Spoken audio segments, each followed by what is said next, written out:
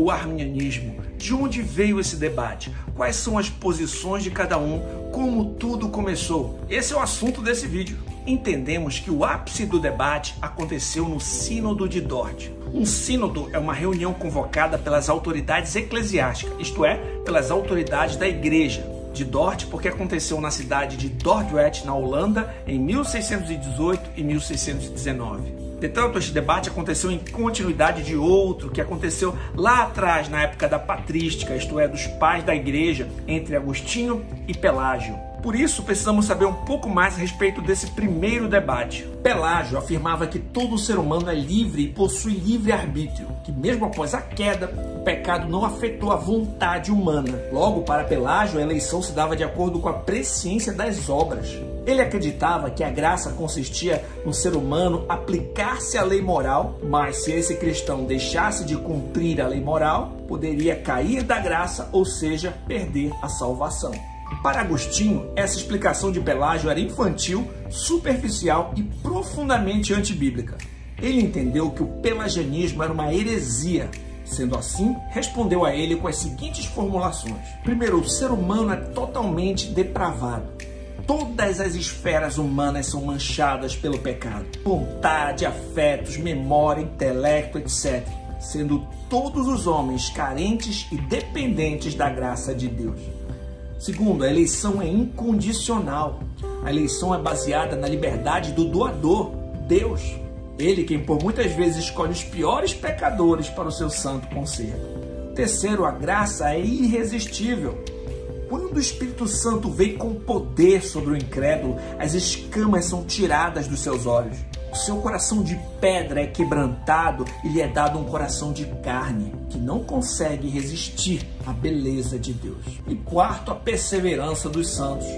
Os que abraçam Deus Trino por obra do Espírito Santo perseverarão até o fim. Posteriormente, outras posições surgiriam como o semi-pelagianismo, o semi-agostinianismo. Porém, na época da Reforma Protestante, a posição dos reformadores como Lutero, Calvino, Zwinglio seria semelhante à posição de Agostinho. A maioria dos protestantes dos Países Baixos seguiam os ensinamentos do reformador francês João Calvino. Eles adotaram o nome de Igreja Reformada, seguindo o exemplo de Calvino em Genebra, na Suíça. Nessa época, o livre-arbítrio, cooperando com a graça, era a posição defendida pela Igreja Católica Apostólica Romana, enquanto os reformadores acreditavam que os pecadores são alcançados pela graça de Deus por meio da sua soberana eleição. Em relação aos pontos doutrinários que prepararam o caminho para os cânones de Dort, encontramos outros debates, tais como supralapsarianismo versus infralapsarianismo, isto é, Deus decretou quem seriam seus eleitos, levando a queda em conta, ou decretou a queda, levando em conta a eleição. Outros temas também começaram a ser debatidos, como Cristo morreu na cruz de uma vez por todas, servindo de expiação no lugar de pecadores, ou ele estava abrindo a possibilidade de salvação. Essas questões resultariam futuramente no debate a respeito da expiação definida ou expiação limitada. Um teólogo chamado Jacob Arminio entendia que, se Deus tivesse decretado a queda, logo ele seria o próprio autor do mal. Arminio tentou solucionar esse problema dentro do paradigma aristotélico, o qual tenta resolver todos os problemas da fé cristã. A resposta dele foi radicalmente diferente da resposta calvinista tradicional. Para tentar salvar Deus de ser o autor do mal, Arminio ancorou os decretos divinos na presciência divina e não na vontade e onipotência ativa de Deus. O debate sobre o arminianismo surgiu nesse contexto. Na época, um colega de Arminio chamado Franciscus Gomarus, ou Gomaro, não concordou com as suas ideias e começou a responder aos ensinos de Arminio. E depois da morte de Arminio, alguns dos seus seguidores, que ficaram conhecidos como remonstrantes, pediram para a Igreja Reformada da Holanda uma consideração a respeito da soteriologia, a doutrina da salvação. Com base nos ensinos de Arminio, os remonstrantes chegaram à conclusão de que 5 pontos precisavam ser revistos. Eles entendiam que Deus elegeu os que criam, o sacrifício de Cristo é para todos, mas somente o crente o recebe, A fé é um dom da graça de Deus. Essa graça, porém, pode ser rejeitada e também crentes podem causar a própria perdição. Em outras palavras, os remonstrantes defenderam a vontade livre, defendiam que apesar da queda, a possibilidade do homem decidir ter uma atitude positiva para com Cristo. Segundo, presciência. Na visão deles, a eleição é condicional. Entendem que por meio da sua presciência, Deus viu de antemão quem escolheria Cristo por sua livre vontade e por isso os elegeu. Terceiro, uma expiação universal. Eles defenderam que a morte de Cristo serviu para possibilitar a salvação de todos os homens. Contudo, cada um deve exercitar a sua livre vontade e aceitar a Cristo. Quarto, defenderam que a graça pode ser resistida. Creem que o ser humano pode resistir ao chamado interno de Deus. Quinto, defenderam que o cristão pode cair da graça. Creem que um verdadeiro crente pode perder a salvação. Em resposta aos remonstrantes, no Sínodo de Dort, os teólogos herdeiros da Reforma refutaram os posicionamentos dos remonstrantes em 5 artigos de fé que posteriormente ficariam conhecidos como os 5 pontos do calvinismo. Estes são: depravação total. O pecado afetou o ser humano de tal forma que o pecador não pode buscar a Deus por ele mesmo, pois está morto espiritualmente. Desse modo, o homem precisa ser regenerado pelo Espírito de Deus para poder crer em Cristo. Segundo, a eleição é incondicional. A eleição não é baseada na presciência de Deus sobre quem viria a crer, mas na vontade soberana do Senhor. Terceiro, expiação definida.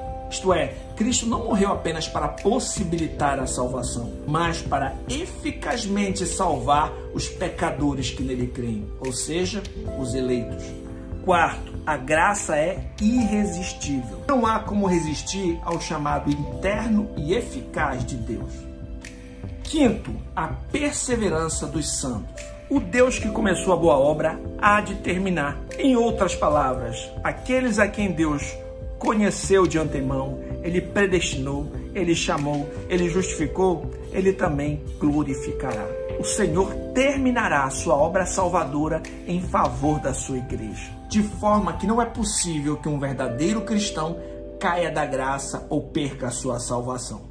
O resultado do Sínodo de Dort foi um documento que, sem negligenciar a responsabilidade humana, salientou a salvação pela graça de Deus, em consonância ao apóstolo Paulo em Romanos 9,16, que diz: assim, pois, não depende de quem quer ou de quem corre, mas de Deus usar a sua misericórdia. Sendo assim, entendemos que o debate entre calvinistas e arminianos não se deu entre Calvino e Armínio, pois os dois já estavam mortos, e sim entre os remonstrantes, discípulos de Armínio, que propuseram as 5 reformulações na soteriologia da Igreja Reformada da Holanda, e entre os discípulos de Calvino, que em resposta apresentaram os 5 pontos do calvinismo, que na realidade são as doutrinas da graça. Consideramos que esse debate entre calvinismo e arminianismo tem a ver com a soberania de Deus e a responsabilidade humana. Os calvinistas enfatizam a soberania de Deus em uma ação monergista, ou seja, uma ação somente de Deus na salvação do homem. E os arminianos creem de uma forma sinergista, ou seja, Deus cooperando com o homem para a sua salvação.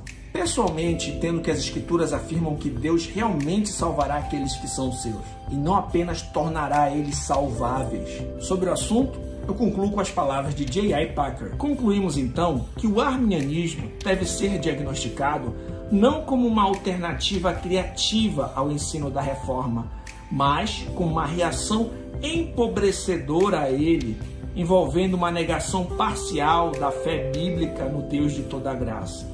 O lapso é menos sério em alguns casos, mais em outros, mas em todos os casos ele exige uma notificação responsável e correção compassiva. A conclusão lógica dos princípios arminianos seria o pelagianismo puro, mas nenhum arminiano leva seus princípios tão longe. Caso contrário, alguém o chamaria de pelagiano e pronto. Os calvinistas devem, portanto, abordar os arminianos professos como irmãos evangélicos presos em erros teológicos que enfraquecem, e procurar ajudá-los a ter uma mente melhor. Eu vou colocar na descrição deste vídeo uma lista de livros que podem te ajudar no aprofundamento deste assunto. Espero que esse vídeo tenha sido proveitoso. Não esqueça de inscrever-se no canal, deixar o seu like, isso ajuda a propagar para outras pessoas essa mensagem. Deus abençoe grandemente a todos, até a próxima e não esqueçam de conferir os vídeos anteriores. Até mais!